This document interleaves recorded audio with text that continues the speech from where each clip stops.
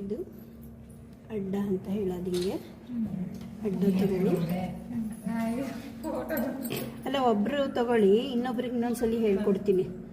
ತಿರ್ಗಾ ಇದ್ರ ಒಳಗಡೆ ಪಾಸ್ ಆಗಲಿ, ಈ ದಾರ ಆಚೆ ಕಡೆ ಇರಲಿ. ಆಮೇಲೆ ನಾವು ಎಂಬ್ರಾಯ್ಡ್ರಿ ಮಾಡ್ಬೇಕಾದ್ರೆ ರೈಟಲ್ಲಿ ಯಾವಾಗಲೂ ಹೇಳ್ಕೊತೀವಲ್ವ, ಈ ಸ್ಟಿಚ್ಚಿಗೆ ಮಾತ್ರ ಲೆಫ್ಟ್ ಹೇಳ್ಕೊಬೇಕು, ನಮ್ಮ ಕಡೆಗೆ ಹೇಳ್ಕೊಬೇಕು. ಹೇಳ್ಕೊಂಡ್ರೆ ಇಲ್ಲಿ ಒಂದು ಈಗ ಈ ದಾರನ ತೆಗೆದು ಮೇಲೆ ಹಾಕಬೇಕು. ಹಾಕಿ ಇಲ್ಲಿ ಕೆಳಗಡೆ ಕಾಣುತ್ತಲ್ಲ, ಅದರೊಳಗಡೆ ಪಾಸ್ ಹಾಕಿ. ಈ ಗಂಟು ನೋಡಿ ಹೆಂಗೆ ಬರುತ್ತೆ, ಇದು ಪರ್ಲ್ ನಾಟ್ ಅಂತ. ತಿರ್ಗಾ ಅಡ್ಡ ಹೋಗಿ, ಇದು ಎಷ್ಟು ಪ್ರಾಕ್ಟೀಸ್ ಮಾಡ್ತೀರೋ ಅಷ್ಟು ಚೆನ್ನಾಗಿ ಬರುತ್ತೆ ಇದು.